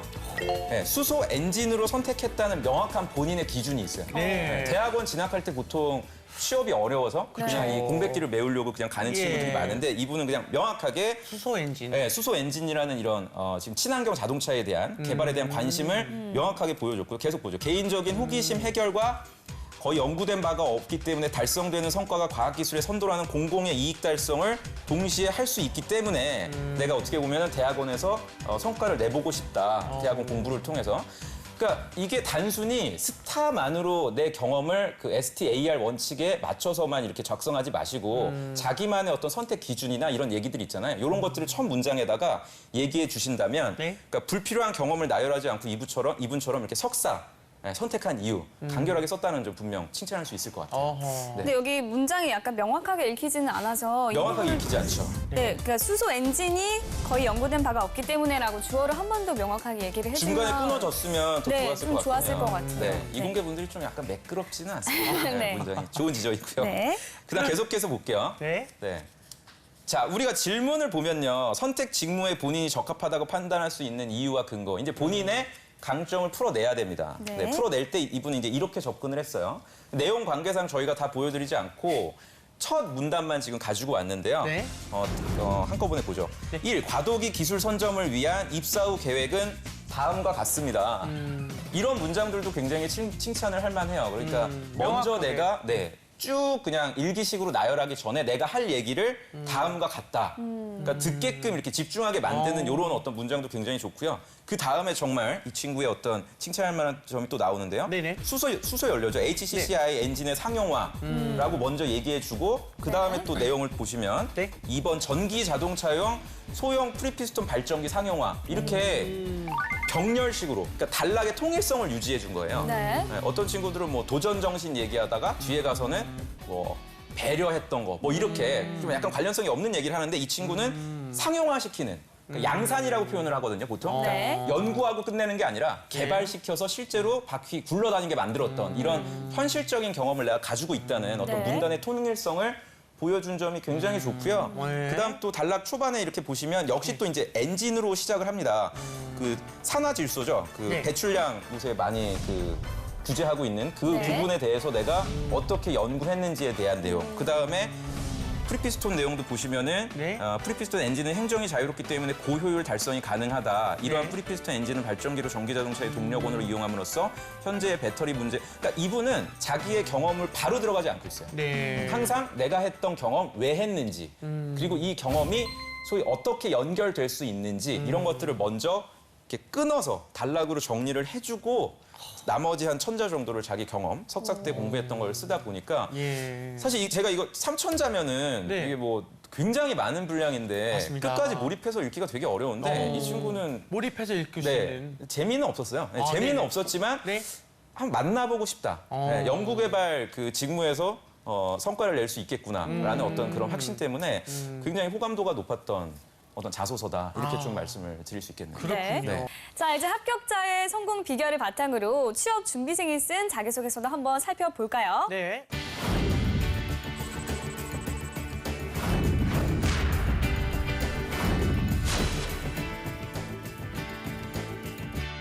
네, 첫 번째 자기소개서입니다. 제가 한번 읽어볼게요. 네. 벤처 정신을 갖춘 모바일 전문가로의 꿈. 모바일 분야에서의 스페셜리스트가 되고자 합니다. 특별히 모바일 업계 마케팅은 기술에 대한 이해와 창의력이 중요하다고 알고 있습니다. 저는 다양한 모바일 어플리케이션에 매료되어서 어플리케이션 리뷰 사이트를 보면서 스스로 분석하는 습관을 가지고 있습니다. 더불어 어플리케이션을 직접 기획해보고자 여러 가지 아이디어를 노트에 정리하는 연습을 하고 있습니다. 이러한 저의 감각은 일반 유저 및 땡땡 기업의 고객사를 설득할 수 있는 창의적인 아이디어로 발전시킬 수 있을 것입니다. 모바일 분야에서는 독특한 아이디어로 언제든지 세계의 주목을 받을 수 있다고 확신합니다. 벤처 정신으로 세계적인 모바일 기업으로 성장하는 데 일조하도록 하겠습니다. 예, 멘토님이 보시기엔 어떠십니까? 좋아요. 네. 문체는 굉장히 간결하고 좋은데 그거 말고는 없어요. 네, 문체가 간결한 것도 굉장히 좋았는데 문체 마음에 들었다. 제가 매번 그 지난 방송 때도 강조를 드렸는데 사실 자소서의 가장 기본은 나 지금 니네 회사에 지원하고 있어라는 계속적인 관심을 보여줘야 돼요. 근데 이분은 어떻게 보면은 복부 타는 자소서 느낌이 굉장히 물씬 납니다. 이게 어느 회사 뭐 SK 플래닛에 쓸 수도 있고 통신회사 다른 데도 쓸 수도 있고 그렇네요. 굉장히 좀 다양한 형태의 접근이 가능해서 일단 그 부분에서 좀 신뢰도가 떨어졌던 것 같고요. 좀 더 구체적으로 보면 그 두 번째 줄 한번 보시면요. 그 이런 부분이 있죠. 특별히 모바일 업계 마케팅은 기술에 대한 이해와 창의력이 중요하다고 알고 있습니다. 두 가지를 다 얘기했어요. 그러니까 기술에 대한 부분. 본인이 기술에 대한 어떤 전문성을 강조하고 싶으면 저는 기술에 대한 분야, 특히 이 분야에 관심이 있다 정도만 얘기를 해주던가 아니면 요새 가장 선호하는 구직자의 어떤 그 역량인 창의력에 대해서 나는 어필하던가. 이거 하던가 해야 되는데 너무 다 얘기하려다 보니까 정작 뒤에 나오는 경험들이 제대로 살지를 못했고요. 두 번째, 여러 가지 아이디어를 노트에 정리하는 연습을 하고 있다. 이것도 스타 원칙을 우리가 적용할 수 있죠.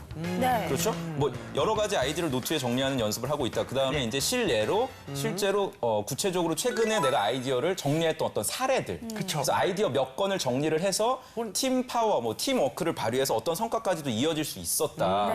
뭐 이런 식으로까지 좀 나아갔으면 좋았을 것 같은데 그냥 노트에 정리하는 연습이라니까 그냥 다이어리 정도 쓰는 수준인가? 지원자는 어느 정도로 꼼꼼하고 주도 면밀한가? 이걸 파악할 수가 없는. 스타에 대해서만 좀 적용했어도 좀 간결하지 더 좋지 않았을까라는 좀 아쉬움이 있네요. 문체는 간결했으나 스타 원칙을 적용해서 썼다면 조금 더 나은 자소서가 되지 않았을까라는 생각이 좀 듭니다. 맞습니다. 자, 그러면 다음 내용도 한번 살펴볼까요? 이번엔 재환 씨가 한번 읽어주세요. 제가 한번 읽겠습니다. IT 분야로의 실전 경험을 바탕으로 제가 가진 IT 분야에 대한 이해와 경험을 통하여 쌍용 정보통신의 핵심 인재가 되고자 지원하게 되었습니다. 수차례 프로그래밍 언어로 직접 코딩을 하면서 개발 환경에 대한 이해를 갖고 있는 동시에 삼성 SDS와 같은 SI 기업에서 이미 제안서 작성에 대해 기획 업무를 맡아온 경험이 있습니다. 이러한 경험과 역량은 쌍용 정보통신이 앞으로 추구하는 글로벌 IT 기업으로의 목표를 달성하는 데 도움이 될 것입니다. 멘토님, 이 글은 어떤가요? 일단 앞에 글보다는 확실히 좋습니다. 네, IT 분야 그 전공자들이 자소서를 잘 쓰시더라고요. 머리가 좋아서 그런지 일단 앞에 작성하신 분보다 확실히 좋은 느낌이 있는데 두 가지 문제점이 있는 것 같아요. 서론이 너무 길었어요. 근데 앞에 보면은 제가 가진 IT 분야에 대한 이해와 경험을 통하여 이 문장은 사실 불필요하거든요. 그냥 바로 쌍용 정보통신 어느 직무에서 이런 역할을 하겠다. 그냥 바로 두 갈식으로 들어갔다면 좀 좋았을 것 같고 두 번째는 또 어느 분야인지가 명확하게 제시가 되어 있지가 않아요. 그러니까 그 IT 분야 안에서도 SI라고 뭐 물론 언급을 했지만 더 좀 심층적으로 들어가면 ERP라든지 뭐 네트워크라든지 보안이라든지 서비스라든지 굉장히 다양한 직무가 또 나뉩니다. 그러니까 좀 더 세분화시켜서 접근을 했으면 글이 조금 더 풍부하게 다가오지 않았을까 생각이 듭니다. 아, 그렇군요. 네. 그럼 이 자기소개서가 좀 합격하려면 어떻게 고쳐야 될까? 대표적으로 한 가지 저희가 한번 고쳐볼게요. 여기 중간에 한 넷째 줄에 보시면 수차례 프로그래밍 언어로 직접 코딩을 하면서 개발 환경에 대한 이해를 갖고 있는 동시에 삼성 SDS와 같은 SI 기업에서 이미 제안서 작성 등의 기획 업무를 맡아온 경험은 스타가 아니죠, 이거는. 네, 이 뭐 한 인턴 경험 한 2달 정도였을 것 같은데 그러면 내가 이 당시에 팀원들과 달성하고자 했던 프로젝트 명이 뭐였는지 한번 언급을 해주세요. 네. 그리고 그 당시에 그 프로젝트에서 달성하고자 했던 어떤 목표 수준, 예를 들어서 뭐 버깅이라든지 뭐 알고리즘 기획을 뭐 단축을 시킨다라든지 기간을 갖다 줄인다라든지 이런 목표 수준, 이게 이제 스타에서 시츄에이션이 되겠죠. 그랬을 때 내 역할은 뭐였고, 그래서 액션을 취해서 목표 대비해서 어떤 성과를 나타냈다까지로 접근을 해주셨다면 이분은 굉장히 합격 가능성이 좀 높을 거라는 생각이 들어요. 이런 경험을 갖다가 좀 먼저 챙겨두시면 좋을 것 같습니다. 그렇군요. 알겠습니다. 네, 역시 이번에도 하고 싶은 말을 좀 더 스타 원칙에 맞춰서 풀어 쓰고요. 또 서론이 너무 길기 때문에 두 갈식으로 먼저 명료하게 하고 싶은 말을 시작하는 것이 더 좋을 것 같다. 그렇죠. 이런 말씀을 해주셨습니다. 맞습니다. 네. 자, 오늘 이렇게 해서 자소서까지 다 살펴봤는데요. 오늘도 좋은 말씀 너무 감사드립니다. 네. 자, 다음 시간에는 생산 기술 직무와 자기소개서 작성법을 한번 배워보도록 하겠습니다. 네, 멘토님 다음 시간에 또 뵙겠습니다. 네, 감사합니다. 감사합니다. 네, 오늘 준비한 소식은 여기까지입니다. 대한민국의 모든 취준생이 취업 전쟁에서 살아남는 그날까지 취업을 부탁해는 계속됩니다. 취업을 부탁해.